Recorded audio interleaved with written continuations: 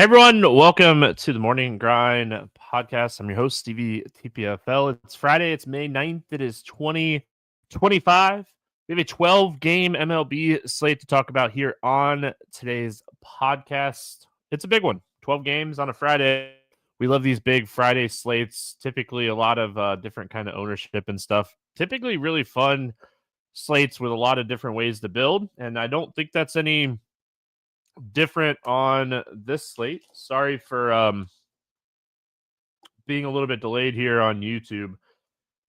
Long day. I mean, I don't really have anything besides it's just been a long day. So trying to catch up on everything. But I'm here. We're breaking this down, keeping it going. What's up, Derek? What's up, DJ? Hope everyone's having a good Thursday night over there on the YouTube chat, and hopefully everyone that's listening to this on Friday has an awesome Friday, right? That's what we all hope for. 12 games, a lot to talk about, so let's break it down. DJ in chat says ugly slate in my opinion. Well, let's see if I can help you with that. There's a couple things that I really like. I researched this slate like 4 hours ago before I left for volleyball. So it's like a first look, relook. So yeah. White Sox stack all in. All right. Well, you're not going to like what I have to say on that one. So, all right. Let's get started here. Milwaukee at Tampa, 9.5 total here. Tampa, pick 'em, like slight favorite. I wrote down pick 'em, so probably really close to Tampa being a favorite, but it's a pick 'em. Jose Quintana, Zach Littell facing off against each other in this one. Man, first of all, we like left-handed pitching against Tampa, just in general, typically. So, do we do it with Jose Quintana? Very low strikeout pitcher, does a really good job of limiting power. Probably not. Check the weather in this one tomorrow. I live in Florida, and we've had a lot of rain this week. So, I mean, hitting conditions, if it's not raining, probably really good. It's been very hot the last few days. So, check the weather on this one would be the first thing that I say.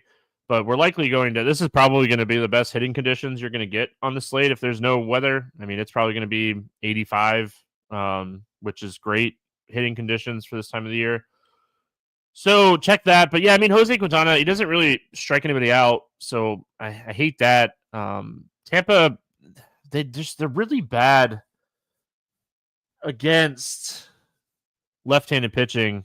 And the problem is a lot of their righties that they will play, they'll pinch hit for when a right-handed pitcher comes in. So overall for me, probably going to stay away from Quintana, especially on DraftKings.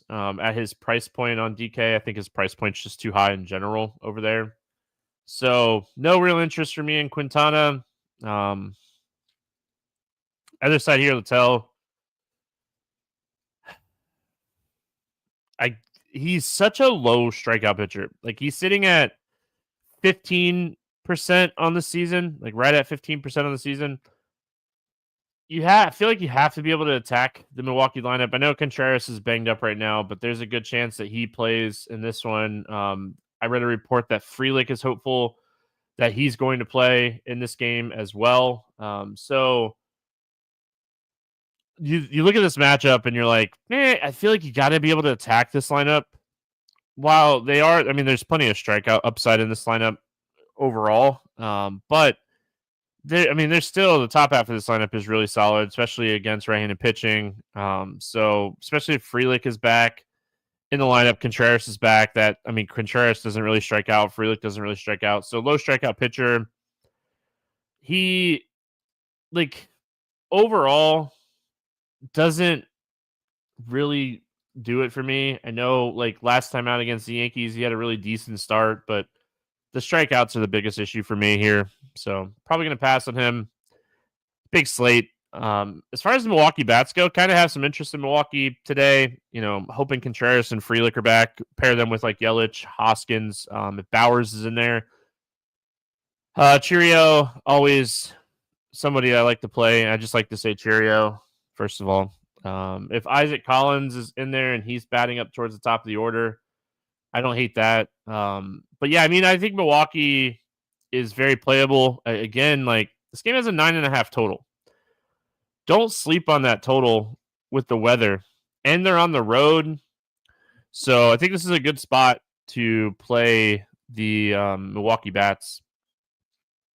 As far as the Tampa Bats go, like I said, the problem that I have with the Tampa Bats is we might get some pinch hit like risk here, makes it a lot tougher for me. I like Yandy Diaz. I think that he's not a guy that's going to get pinch hit for if he's in the lineup. So Diaz at 3,800, I think is fine. Outside of that, maybe Jansen if he cracks the lineup. He's cheap catcher. Caballero is someone that like I'm always a little bit worried about like pinch hit risk, but he's had a lot of power upside here. The thing is, like, if they can get to Quintana and they can get him out of this game, the Milwaukee bullpen, and I know if you listen every day, you probably hear this and you're like, oh, yeah, I mean, that's one of my points that, like, I bring this up all the time. The Milwaukee bullpen has not been great this year. I mean, they are bottom 5 in a lot of statistics this year, so they've struggled. They have a really high xERA, too, so it's not like they're getting unlucky. So I don't mind Tampa. Check the weather, make sure there's not weather concerns in this game. But if there's not, I mean, it's going to be some of the best hitting conditions that we're going to have on a big 12-game slate. Chicago Cubs at the New York Mets. I almost went backwards there. 8 total in this one. Mets a 155 favorite. We got Jamison Tyon going up against Clay Holmes. Starting here, I wrote it down weird. Sorry, I'm like all over the place on this, but Jamison Tyon here first. Tyon, he's just again below average strikeout pitcher. Not a guy that I typically will get to on most slates because of his low strikeouts. Like he could have good games because he's still good at limiting damage and not getting blown up. But I mean, I feel like the Mets have been awful recently. Maybe it's just recency bias, but they still don't strike out. So they're going to put the ball in play a lot. So if he has a good BABIP game and he can go like 6 or 7 innings, maybe he gets there. But he's so expensive. I hate the matchup. Like the ballpark, hate the matchup. So probably not getting to a lot of Tyon today. Again, like, excuse me. Again, he's a 19.5% strikeout guy. His whiff rate's really low. His swinging strike rate's really low. And a lot of his stats suggest that he's getting lucky. Not typically a guy I want to target on a 12-game slate. Other side here, like Clay Holmes, always someone I like. I think Clay Holmes just continues to have the potential to be a really strong starting pitcher in the majors. He's done a great job limiting power this season. His ISO is like 36. He has a 14% fly ball rate. He doesn't give up fly balls. He doesn't give up power. He strikes out righties at a good clip, but kind of struggles with lefties. So it's always like lineup based for me. I assume this lineup with Tucker, PCA, Happ, Bush, I assume that there's 5, maybe 6 lefties in this lineup. And while I like Clay Holmes, I think the Cubs are one of the best offenses in baseball to start the season. So unless the Cubs, for some odd reason, roll out like a 6 right-handed lineup, I think Holmes, his upside's a little limited when he faces lefties, and that's where he gets hit more. He still does a great job limiting power and fly balls. I don't think he's given up a home run. Yeah, he hasn't given up a home run yet this season. So he's just done a really good job of limiting the damage. I really like him when he's facing more right-handed heavy teams. If we get a Clay Holmes Houston matchup this year, that's the spot. I don't know if it's going to happen. I don't even know if they play each other this year. That is the spot. As far as the Cubs bats, like Clay Holmes, and I love stacking the Cubs. I stack the Cubs, I feel like almost every slate. I don't think this is a spot I would stack them. City Field, ballpark downgrade, a pitcher that doesn't give up home runs. He does a great job limiting ground balls, or limiting fly balls and generating ground balls. So I just don't see this being a spot I play the Cubs. If you were going to play Cubs bats, it'd probably be like PCA for me. A guy with, speed that can get on base and run. Kyle Tucker at 6,200 against a ground ball guy that does a great job limiting power. I feel like, Kyle Tucker is more like a line drive hitter. He's not like a uber fly ball hitter. So PCA would be like my one-off target here for the Cubs. Nobody's going to play him at this price point in this ballpark of this matchup. So, and then as far as like the Mets bats go on Tyon, like right-handed power has crushed this guy this year. And it's kind of opposite of what we saw from him last year. So maybe it kind of equals out as we keep going throughout the year. So I think that if you're going to target Met bats, it'd probably be Pete Alonso. Righty-righty matchup. Pete Alonso has a 305 ISO against right-handed pitching this season. He would be the target. I'm not stacking either one of these teams, but I think if you wanted to play one-offs here, it'd be Pete Alonso and PCA.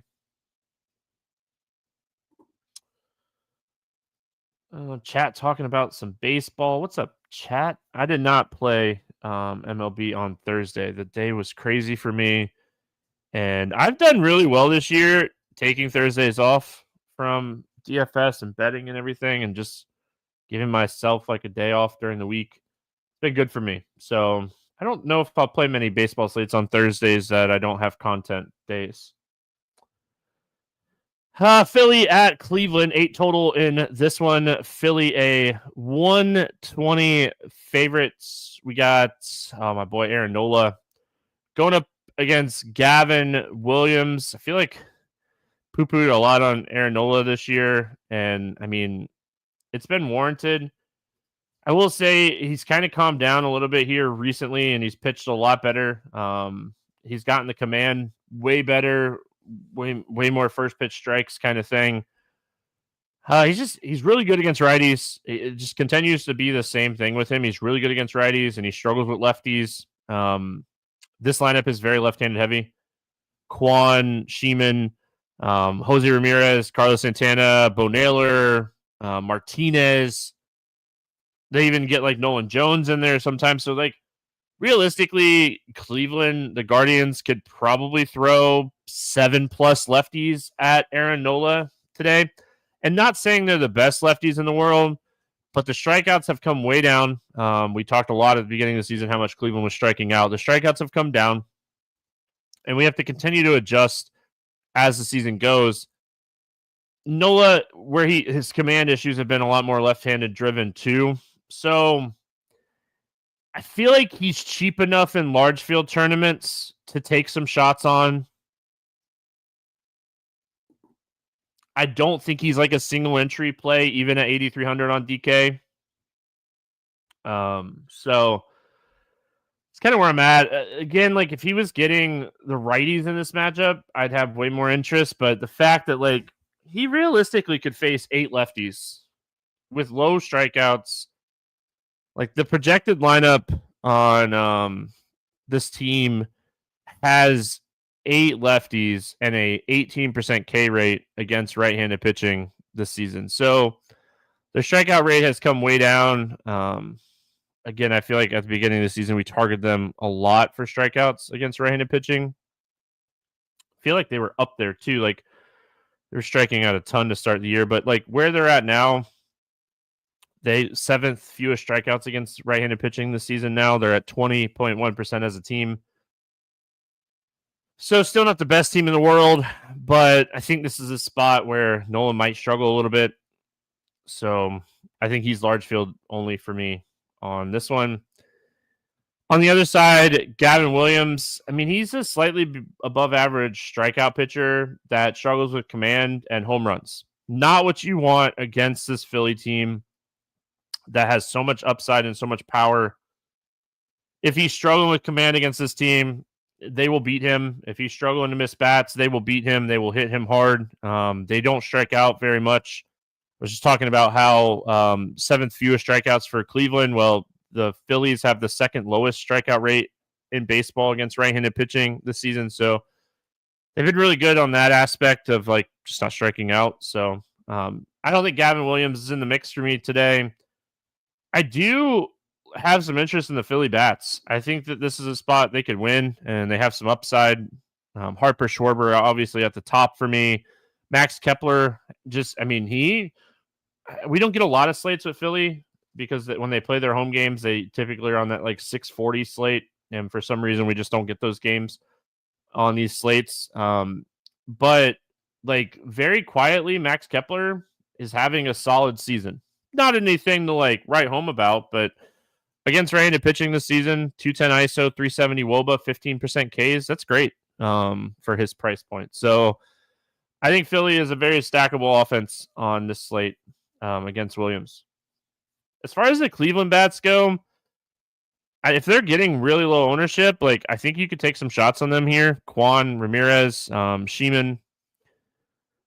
I don't like playing Carlos Santana because I feel like his power is just at this point in his career is pretty limited. We don't see him hit a ton of home runs. Like he still has home run upside, but I prefer Manzardo. I think Manzardo has a much higher ceiling when you're playing the first basemen here. So I definitely prefer Manzardo, but I don't think Cleveland's the craziest large field tournament stack against Nola.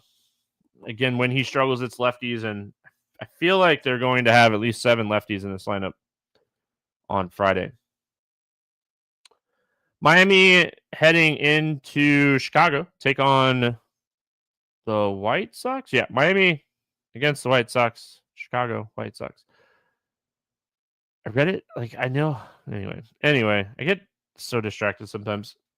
8 total in this game. Miami a 148 favorite. Max Meyer against Bryce Wilson. So Meyer is one of my favorite pitchers on the slate today.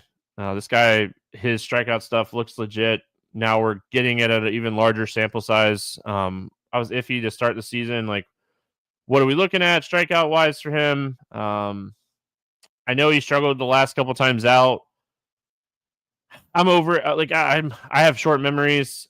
Could he go out there and get hit again? Sure, but he's shown that he has strikeout ability. And looking at his advanced stuff, like maybe like this is actually legit. So his swinging strike rate and whiff rates are way up from last season, which is always a really good sign that this could potentially be long term.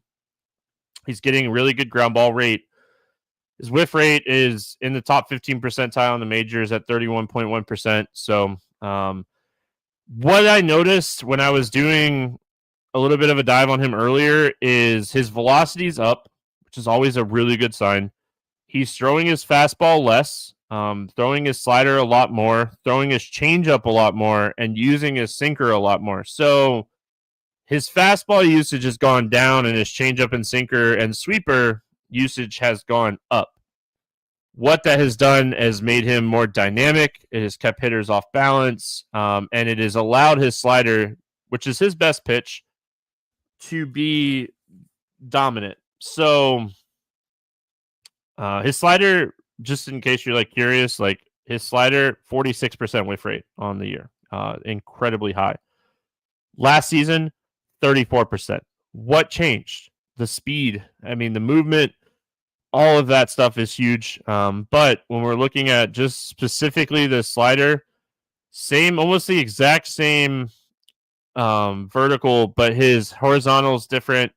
And it's up 1.6 miles an hour on average. So it's moving a little bit more horizontally, and he's throwing it harder. And it has just been an incredible out pitch for him this year. So he changed, and I will say, like, I love looking at this kind of stuff. As a lot of you know, I used to pitch, and he changed a lot of his arm angle closer to where he was at in 2022 prior to getting hurt, where he threw a lot of first pitch strikes, and he generated a lot more whiffs than he did in 2024. So, then obviously we didn't see him for a year. I like Meyer. I think this is a great spot for him. The White Sox can be pesky, but there's plenty of strikeouts with very limited power in this lineup. So I'm in on Meyer, even at 10-2 here. I think this is an excellent bounce back game for him. I think we could see him have a really big game here. One of the other reasons I'm on him, I love pitchers that are pitching with a lead, and Bryce Wilson on the other side of this game is not very good at throwing baseballs. 13.9% strikeouts, 10% walks, 225 ISO, 430 WOBA, 50% hard contact. I mean, there's nothing good about this guy. Some guys you question why are they still pitching in the bigs? But I mean, this is one that I definitely are interesting. So looking at, okay, I don't have any interest in Wilson. Let's talk about the Miami Bats. I have some interest because one, they're on the road, and two, they're really cheap. The Miami Bats that you want to play here, Stowers has been hitting with power against right-handed pitching all season. 240 ISO, 360 WOBA. He strikes out, but Wilson doesn't strike anybody out. So that's a plus matchup for him. The catcher Ramirez has just crushed the baseball since he got called up. He's been awesome. So he has some upside. He's kind of in this mid-tier. Mervis, who has power at first base, is 3,500 on DK. So he has upside. And then Sanchez is 3,500 as well. So I think Miami secondary stack, potentially a full stack. I mean, it's weird for me to have an interest in a full stack. But I mean, even Dane Myers, who's cheap here, he has power and stolen base upside, and he's been getting on base, and he'll run when he gets on base. So they just have so many good pieces that are cheap that they strike out a lot. That's why we typically target Miami with pitchers against Miami, because they strike out a ton. But I mean, Wilson doesn't strike anybody out. So, Derek even says Myers in the outfield kind of crushing. Yeah, I mean, he is. And he's still 3,100, batting 342 with 3 home runs. Still really cheap. What does he have? 6 stolen bases, 3 home runs on the season. Yeah. So, yeah. Kind of like the Marlins. Pains me to say it. But yeah, I think it's a spot we could play the Marlins. White Sox. See, I think Meyer is one of my favorite pitchers on the slate. It's night before, but I don't know how much that really will change. So I don't know how much White Sox, if any, I get to today. The problem is they just lack power against right-handed pitching. Not one hitter in this lineup with Benintendi on the IL has an ISO over 200 against right-handed pitching this season. And even if we extend it and get a larger sample size, none of them had an ISO over 200 last season either. So this is it's such a limited power spot. And again, his slider is just so good. So, the White Sox strike out a lot, seventh highest in the MLB against right-handed pitching this season. And their WRC plus is still one of the worst WRC pluses in baseball against right-handed pitching this season. So you have a team that's 28th in WRC plus, strikes out 7th highest, very limited power. I mean, ISO wise, yeah, they're dead last in ISO against right-handed pitching this season. So I'm just probably going to say, hey, if Meyer gets blown up, he gets blown up here. But I have way more interest in Meyer than I do in the White Sox in this one. I don't see it. Maybe you see it. Maybe there's something on here that you like more than me. Power to you. I never talk people off of I think there's so many different ways to look at baseball. And if you find that you feel like you have an edge, trust your gut. I'm not going to talk you off. I'll let other people try to talk you off, but not me. I might tell you that player doesn't make sense to me, but if you find an angle. All right, Boston at Kansas City, 9 total here. Pick'em game, Hunter Dobbins, Michael Lorenzen. We'll start with Dobbins, below average strikeout pitcher. He seems like he's kind of like a ground ball, fly ball neutral guy. He gets ground balls against righties, but gives up a lot of fly balls and line drives to lefties.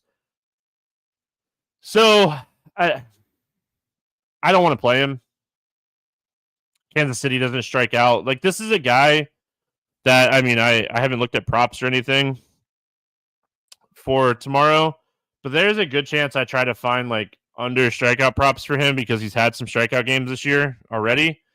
So if I can find some under strikeout props for him, that's definitely something I'm going to be interested in. I'm trying to pull it up to see. It's not up yet on the Hard Rock. So I like the potential. If he's like at 4.5, I'll bet the under on his strikeouts here. So I think it's a really bad strikeout matchup for a guy that doesn't strike people out. I know he has a 6 strikeout game, but it was the White Sox. We just got done. I literally just got done talking about how bad the White Sox are. So yeah, I mean, proving my point. Thank you, Chicago. Lorenzen on the other side here. I know like the Red Sox have dealt with a couple injuries here, but I think that Lorenzen below average strikeout pitcher that struggles with power, struggles with like fly balls. Typically gives up a lot of home runs from time to time. Still decent strikeout pitcher, but yeah, I mean, I'm not going there. There'll be times this year where I feel like you could potentially take shots on him. I don't think this is one of them. The top half of the Red Sox lineup: Duran, Devers, Bregman, even Campbell's been really good. Abreu's been awesome this season. So yeah, I mean, for me personally, I don't have any interest in Lorenzen. I don't see it here. I like the Red Sox. I think this is a good spot for Boston. Basically the same names that I just mentioned. Duran with his speed power combo. Devers looks a lot better, more comfortable at the plate. Bregman he was just an incredible pickup right now for the Red Sox from what we've seen so far. So, I mean, Bregman, I like his potential upside. I like this Red Sox potential upside here. Like I said, I don't mind some Campbell. Looks like they moved where you could play Devers and Bregman now together. They moved Bregman to second, third base, so you can play them and not play Campbell. So that's fun. Getting Devers and Bregman together is fun. I like the Red Sox. I think they're expensive, but I want to have some exposure to them on this slate. We got next. Oh, Kansas City bets. So again, I don't think that it's necessarily bad to target Dobbins. I definitely prefer left-handed power against him. He does a really good job of generating ground balls to righties. So Pasquantino, I think, would be my favorite target here. It's kind of it. I mean, maybe if I was getting a little bit deeper here, like Waters, potentially, you could always play Bobby Witt, but I mean, Bobby Witt's not this like massive fly ball guy, and Dobbins has done a really good job of limiting power and generating ground balls against righties. They just don't strike out. That's why I don't like Dobbins in this spot. So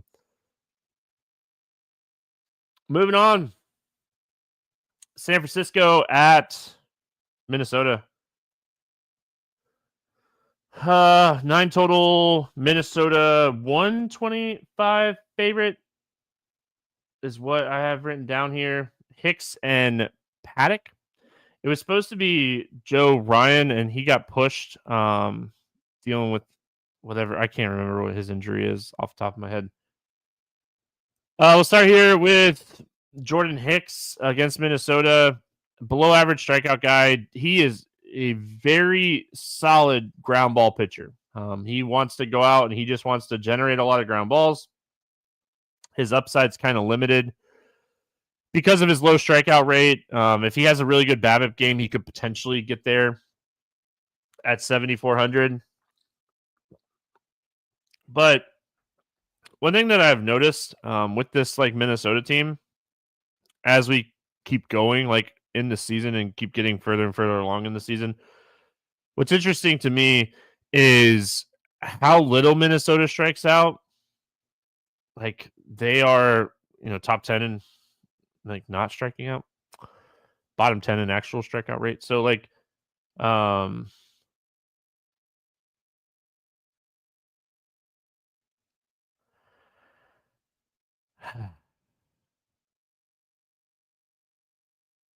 All right. Anyway, I don't think I want to play Hicks. Low strikeout pitcher, low strikeout team. Really just needs a really good BABIP game, and I'm out. I don't want to do that. It's a big slate. Chris Paddock on the other side. I mean, I can't remember the last time I played this guy. Probably his rookie season when he first got called up. Another below average strikeout pitcher sitting at 16.6% on the year. Gives up a lot of hard contact to both sides of the plate. Whiff rate really low. Swinging strike rate really low. Gives up a lot of barrels. So don't necessarily love this spot for Paddock. I kind of have some interest in the Giants bats here. Yaz, Adames, Holy, Chapman, Flores, Ramos. Like, the more I think about it, the more I don't necessarily hate the San Francisco 5-man. They're viable. They're viable. The other side here, one of the things, like, Hicks is going to give up a lot of hits. Typically, he gives up a lot of hits. Just doesn't give up a lot of home runs, and it's such a big slate that. Do we think if Minnesota goes out and scores 7 runs and hits maybe 1 home run, it's enough? He just doesn't give up home runs. I mean, I still like the price on Lake Larnach. I think that price is good. Buxton has been knocking the cover off the baseball here recently, but again, like, Hicks this season has a 72% ground ball rate against righties, and Byron Buxton is kind of a neutral hitter. He's not a huge fly ball guy. So yeah, I mean, his price is starting to get up there too, but he's just been so good recently that I might take shots on him just because of how good Buxton has been. Byron Buxton healthy he's a really good baseball player, and we're getting healthy Buxton this year. It's fun to watch. Moving on. Cincinnati at Houston, 7.5 total in this one. Houston 175 favorite. Nick Martinez going up against Hunter Brown. Man, I am on the fence in this one. If you listen to the podcast every day, you know how much I like right-handed pitchers against this team that are decent against righties. Problem is, like, Nick Martinez' strike rate is so incredibly low against right-handed hitters, but he does an incredible job of generating ground balls, getting soft contact. Like, his barrel rate against righties this year is 3.3%. Where he struggles is like left-handed power, and you just don't have to worry about that with Houston. I mean, they're typically every day right now running out a 9 right-handed heavy offense every single day, it feels like. I'm on the fence. I wish he was a little bit cheaper. I don't think he is going to pitch deep enough in this game to pay off this price tag.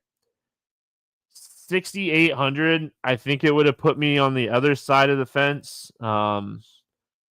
Here's the thing. I don't want to stack against him on the Houston side. It just might be one of those spots that I hope he doesn't, like, completely dominate. He gets like 85 pitches in like 5 or 6 innings, gives up a run or two, and like doesn't strike enough people out to be optimal. So that's kind of where I'm at on him. Again, I always look at pricing like when I come on the show. I was hoping he'd be a little bit cheaper today so we could take some shots on him. The other side of this game, Hunter Brown, I'm in. The strikeout stuff looks so good. He has so much upside right now, strikeout wise. This is a good strikeout lineup. They have 3 or 4 hitters with strikeout rates over 28% against right-handed pitching this season. So Hunter Brown, very playable for me today. He's expensive, $11K. But I mean, the price of admission sometimes is worth it, right? This is a guy that can go for 35 plus. We know he has big strikeout upside. He has 9 strikeouts in 3 straight games. So yeah, I mean, the power is limited in this lineup right now too. They're missing some bats and their power is down. Their ISO is down. De La Cruz's ISO is down. He's striking out a ton right now. So yeah, I mean, Hunter Brown, I know he's expensive. He's probably my SP1 today. I know I talked about Meyer. Meyer is a close second for me. Price-wise, it's really close, but I think Brown's the best pitcher on the slate today. I don't know if we'll be able to build many Brown-Meyer teams, but man, that combo could go for 60 plus today, which is always fun. Bats, I don't really have interest in bats in this game. I mean, it's the only total. I guess Toronto and Seattle 7.5 too. But yeah, I mean, personally, probably don't get to Cincinnati bats. I don't like the Houston bats. Again, he does a really good job of limiting power, generating ground balls against righties, and not getting barreled and generating soft contact. So everything we don't want in a stack is what he gets, especially against righties. And yeah, Houston just full right-handed bats. It's so interesting. All right. San Diego at Colorado taking on the Rockies. 11. Yeah, 11 total. In this one, massive total. Vasquez and Sensatella. Oh, that's fun. Derek says Myers Brown with the Miami is my placeholder. That'd be fun. That could be fun. Vasquez, I like picking on Colorado, and I like picking on, even have no issues picking on Colorado in cores, but like Randy Vasquez, his walk rate is almost double his strikeout rate. His walk rate is 16.2 and his strikeout rate is 8.8. He has been awful this year. I can't do it. Even in this matchup, which is favorable, awful. Senzatella on the other side, he has a 10.6% strikeout rate. These two pitchers, like, they might combine for 5 or 6 total strikeouts between the two of them. I'm not playing either one of these guys. I like both offenses here. It's always going to come down to price and can we fit in cores? Can we fit in the San Diego bats here at their price tags? I mean, they really price them up. So, I mean, Merle being back is huge. Tatis has upside. Machado has upside. Sheets has upside. I mean, they're really expensive. So it's really going to come down to, are there a couple cheap bats in the lineup to make the stack a little bit easier to fit in? And is there cheap enough pitching that we like it enough where we can play them? It's a first look show. First look for me personally is I'm leaning more paying up for pitching, and I think that we have enough offense in other spots, but it's tough. It easily change throughout the slate or throughout the day on what I'm looking at, but right now, I think that as we've been going here, I feel like there's enough. I feel like there's enough cheap bats to pay up for pitching, and I think that Meyer and Brown just have so much upside. As far as Colorado, I like Colorado in this spot. I mean, Vasquez is really bad. He walks a ton of people. It's just like, who do we play? I mean, Beck, Moniak, McMahon would be my 3 favorites here. Goodman up there. Like, the difference, Colorado and San Diego, is like Colorado is really cheap. McMahon is 3,700. Beck is 4K. Moniak, he's still really cheap, right? Moniak's 3,300. So, like, Colorado is way too cheap for a matchup against Randy Vasquez and how much he struggles with command. They're an awful offense. They are. I'm not going to sit here and say they're a good offense by any means. They're one of the worst offenses in baseball. San Diego has the best bullpen in baseball. But are you getting the good bullpen? Or if you're getting to this offense or to this pitcher early, is kind of what you're looking at. So there's obviously risk when you're facing San Diego with stacks because of how good the bullpen is, but they're just too cheap for this matchup for me. I'm going to play Colorado today, which I think I've not said much this year. Baltimore at LA taking on the Angels.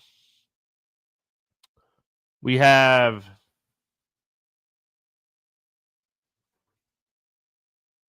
a 9 total.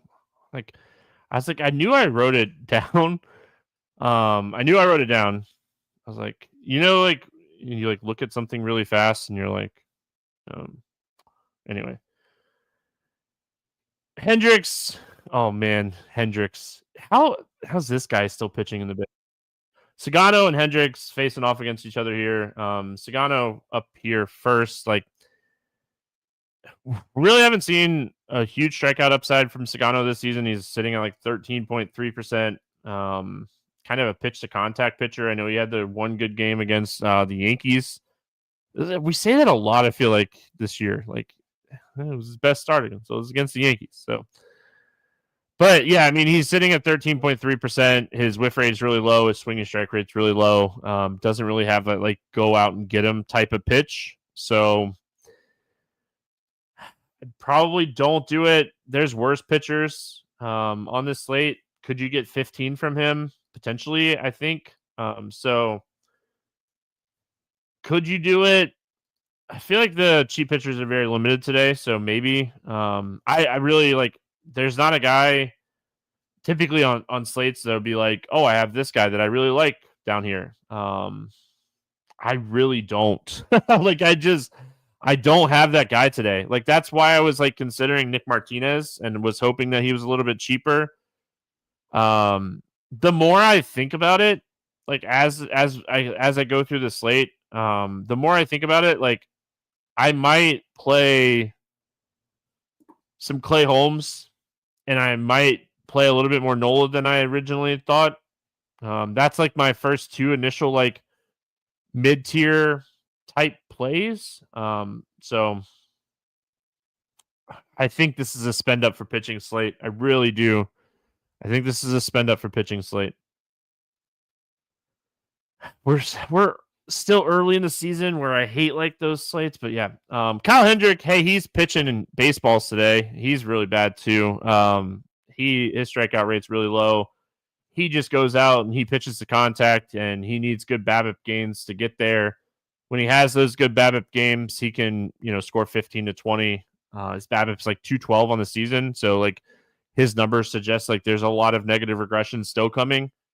So yeah, he's not very good. Baltimore, they have an incredible amount of power against right-handed pitching. Their ISO is, I think it's like 202. I think Arizona is the only team that has a higher ISO against right-handed pitching this season, like higher than the Yankees, higher than the Dodgers, higher than the Cubs. So they have crushed right-handed pitching. They have a ton of power against right-handed pitching. So I love this stack. Talk about it all the time. The Angels have the worst bullpen in baseball. This is a stack that could break the slate. This is a stack that you want to have exposure to. Play Baltimore. Mullins, Henderson, Rutschman, O'Hearn, Holiday, Laureano, righty is like 2.6K. And in 29 plate appearances this year, is a 390 ISO against right-handed pitching. That's not sustainable by any means, but we'll play a little bit of sample sizes here. And I thought I read that Tyler O'Neill's back, right? They did say they're hopeful that he'll return for this series. So, like, Tyler O'Neill, like, I'm in. I think this is a really good spot for Baltimore. As bad as this bullpen is, on the road, getting the 10th inning, good spot. Cal Hendricks is not going to strike anybody out. Yeah, Laureano has stolen base upside. Andrew says in chat, yep. He's just really cheap. Like, if you're stacking this team, you're playing like a little bit of Jackson Holiday. You're playing a little bit of Laureano. Like this, they're just cheap. So I'm in on Baltimore today. The only thing with Laureano is maybe he plays over Kjerstad if O'Neill comes back. Or maybe like O'Neill DHs here and like Mountcastle doesn't play and O'Hearn plays first base. So we'll see. But yeah, love this spot for Baltimore today. I just ran out of water. That's not good. We have too many games to get through still. Other side, against Sagano for the Angels here. he's a low strikeout pitcher that throws a lot of strikes. He tries to generate soft contact and not like get blown up. And he's had starts where he's done that like this year. So, I mean, I definitely could see the Angels. They have been a lot better against right-handed pitching than they have against left-handed pitching this season. And Sagano, like, he does give up slightly more fly balls and line drives to righties. He does actually a little bit better generating ground balls to lefties. So, like, if he wanted to throw like a little 3-man mini stack out there for Baltimore today, Ohapi, Moncada, Soler, Ward, like, you know, taking 2 or 3 of those Angels bats, I don't hate it.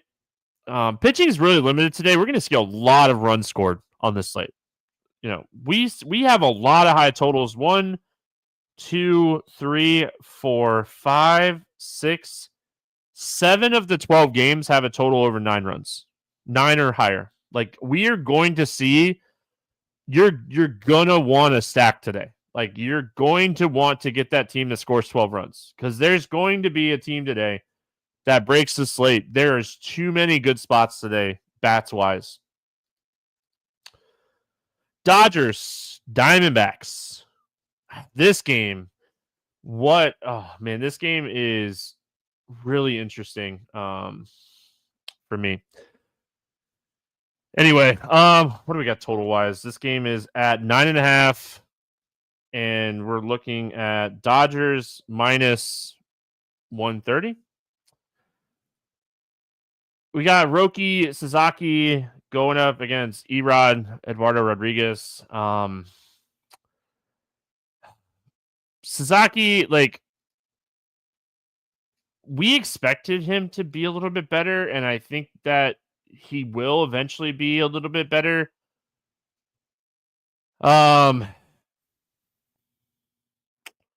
I don't know. So I was reading a thing from Dave Roberts on Thursday. So I was reading it, and he talked about how Sasaki has pitched on 6 days rest every start this year, 6 or more days of rest every start this year, and this would be the first time this year he's pitched on 5 days. Is he like warning us that like he won't pitch him as deep, or is he telling us like he's finally good? It's so hard to say when we have this type of situation. Like, here's the thing: at the end of the day, the Angels have been really good against right-handed pitching, and Saki hasn't done as well as we kind of hoped. This is a guy that, I mean, he had a ton of upside overseas the last few years. I was looking at his numbers, like 30, I think it was like 28 to 39% the 3 seasons that he pitched strikeout rate wise. So like, given it's a little different, but yeah, I mean, I don't know. Like, I don't love the matchup. I know I'm talking through this a lot, but he's 7,500 and we expect him to be, I mean, he's a rookie of the year candidate. Like, we expect him to be a lot better than he has been. And his strikeout stuff really hasn't translated yet. And I feel like we will see more as he gets healthier. So here's the thing. Diamondback's really good against right-handed pitching. Probably not the best spot for him. We don't have a lot of cheap pitchers today. I wanted to talk through it to see maybe if I could change my own mind. I don't think I'm going to change my mind on him today. I'm almost at the point where I feel like I need to see him have that game before I play him. And the fact that like Dave Roberts came out and said like this is the first time he's pitching on 5 days just makes me worried that like he's going to get 80 to 85 instead of 90 to 95. So Stevie, 10 to 15 pitches in a lot. That's an inning. I mean, that is an inning potentially. So what can happen in an inning? All that to say, probably not going there today on Sasaki for me. Other side of the game here, Eduardo Rodriguez continues to have some decent strikeout stuff. Continues to struggle with a really high WOBA. I prefer left-handed pitching over right-handed pitching against this team. They have a lot of left-handed power in this lineup. Erod last year just really struggled with strikeouts, but his command has looked a lot better this year, which is good. But he's 8,500 facing the Dodgers. Don't have to like overthink this spot. I'm out on this one. I could see him having a decent strikeout game, but I don't think I can get there at 8,500. Fought just mowed the Dodgers down 6 1/3 and 7 Ks. All right. Well, good job, Fought. I can't do it. I can't do it. How did Yamamoto pitch against Arizona? Like, Yamamoto has been awesome this year. Did he struggle against, like, Arizona's just so good against right-handed pitching. I haven't looked at any baseball stuff.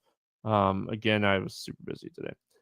Dodgers bats in this matchup.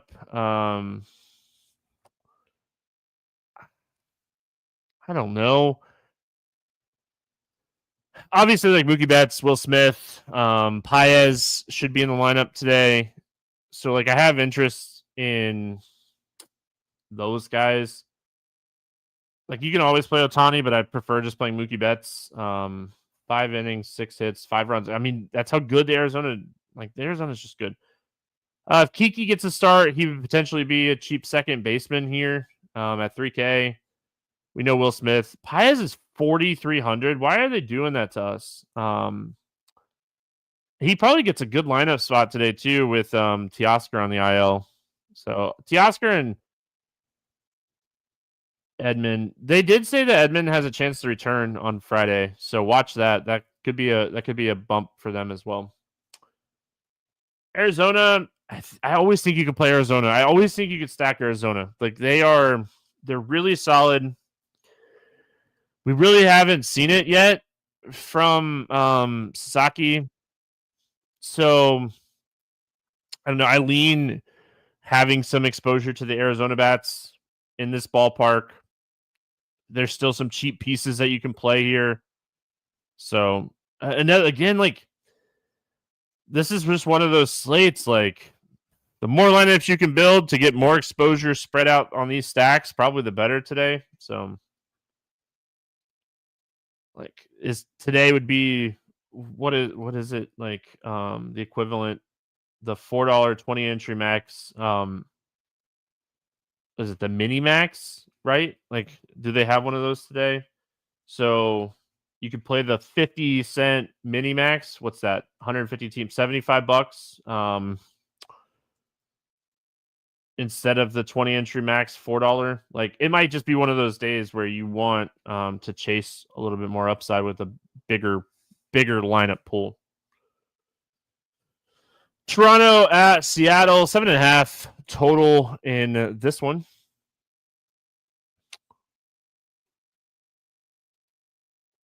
Seattle, 142 favorite. We got Kevin Gausman against Luis Castillo in this one. Gausman, he's been interesting this year. Like, I can't get this guy right. I feel like every time I haven't played him, he's pitched well, and every time I have played him, he's struggled. He's 9K. Seattle's been really good against right-handed pitching over the last month. They started the season like, oh, this might be a really terrible offense, and they've looked really good against right-handed pitching over the last month. They still strike. I mean, they have strikeouts in this lineup. Tellez, Rosarina, Riley. So they got Tavares off of waivers, and he strikes out. So, like, could Gausman get there? Sure. I think he could potentially get there. Is he better than Brown and Meyer for me? No. So if you're paying $90K for him, I think you find the extra money for Meyer and Brown, most lineups, but I don't think that getting a little exposure to Gausman is bad on this slate if you're playing large field tournaments.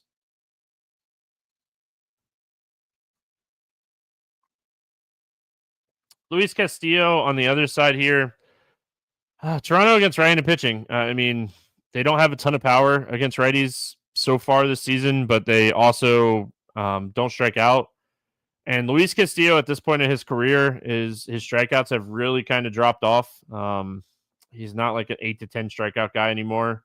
Like, we're typically seeing 2 to 5 strikeouts in most spots, sitting at 18.2% on the year. So this is another one that, like, I'm making a note. I said Luis Castillo and Dobbins. Those are two. I'm writing a note on to check their strikeouts unders. This might be a good spot to take Luis Castillo under case. Because you look at the lineup and, like, Springer is the only one over like 21% strikeouts against right-handed pitching this season in this lineup. So I don't think I could play Castillo today. I don't think that he has the upside I'm looking for. He's not cheap necessarily. If in this range, I think I'd rather take shots on like Nola and Holmes. As far as the Toronto bats go, I don't really love Toronto in this spot. I just don't love Castillo. If I was going to play bats here, it'd probably be like Vlad, Varsho, Santander, Springer, but not a top offense for me today. When I'm looking at all the top offenses that we have today, game has a 7.5 total for a reason. And then, like, on the other side, Gausman. Picking on Gausman is always tough because, like, his stats look really good overall, and we saw this a lot with him last year.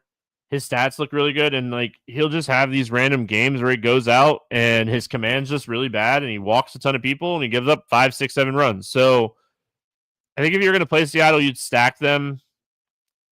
Cal Riley, Polanco have been awesome this season, so, like, you could always play those guys, in my opinion. JP Crawford has been extremely hot recently. They moved him back up to the top of the order, and he just keeps hitting. I don't know, is it like 16 or 17 straight games? I thought it was that high. Maybe I'm overestimating it. But yeah, JP Crawford, cheaper shortstop potential play, but don't hate Seattle. Don't love them. Not my favorite team today. Like I said, you just hoping, like, if you're playing Seattle, you're hoping that Kevin Gausman's just having one of those days where he just doesn't have it. Feels like that happens more than it should, but it does happen. Yankees at the Athletics is where we finish. I feel like we didn't do too bad today, time-wise, or I didn't do too bad today, time-wise. We got 10.5 total in this game, which is crazy. Yankees are 148 favorite. Will Warren, Osvaldo Bido. I don't like either one of these pitchers. I mean, Will Warren, he has some strikeout upside. He definitely strikes out right-handed hitters at a much higher clip. So could he get 15 to 20 here? Probably. We don't have okay, I instantly wrote this guy off. I probably shouldn't have, because he could give up 2 or 3 runs here and still be okay. He's so cheap. They let him throw 100 pitches last time out, which is a really good sign. 8 strikeouts against Tampa. Like, the Athletics have power, but they also still strike out. There's plenty of strikeouts in this lineup, depending on who's actually in the lineup. So maybe I was too fast to write off Will Warren. Maybe I wasn't. With the lack of pitching today, maybe Will Warren is the guy we take some shots on. Like, he has strikeout ability. Can he get us 15 at 6,300? Like, the problem is, if it's baseball, there's always high variance, right? There's baseball. If Brown and Meyer do what they should in their matchups, a cheap pitcher probably doesn't work today because we have so many cheap potential stacks. But I don't think Will Warren's a crazy play. He has some strikeout upside. Can he get us 15? Is kind of what we're asking. Maybe. I can tell you with certainty I'm not playing Osvaldo Bido today. The Yankees are in an incredible stack today. In this ballpark, on the road, with their power. I mean, this is just a great spot to target them. The Athletics bullpen is, the back end of the bullpen is really solid. The front end of the bullpen, if they can get to them early here, this is a winnable spot. If you're an MME person, play the Yankees. You have to have exposure to the Yankees today. They're on the last game on the slate, so maybe their ownership is not as high as it would be but they have the upside to score 15 runs in this matchup against Bido in this ballpark. So was it yesterday? I think it was Tuesday. They just scored 10 plus runs in a game recently. I think it was Tuesday. Might have been yesterday. I can't remember exactly, but they have that type of upside. As far as the athletic bats go, again, like Warren is going to struggle with left-handed power. So, I mean, Soderstrom, Blade, Butler. I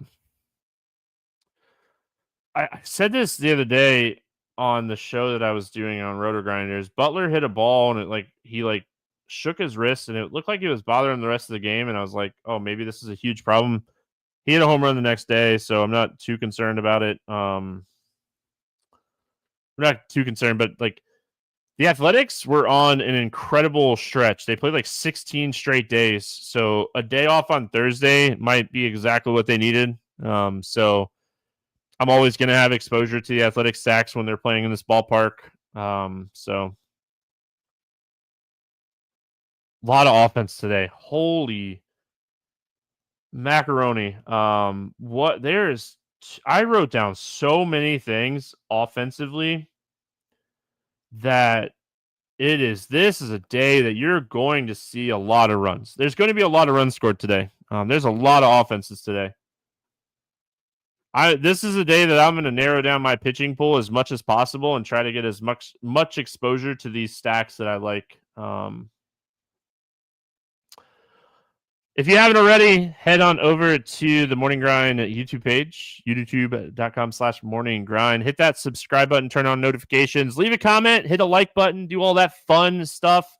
Help me out. I'm doing the podcast by myself nowadays, and there is no sponsor. So all of the views and all the likes and all the comments, that all help support the show. So if you haven't already, go over there and hit that subscribe button.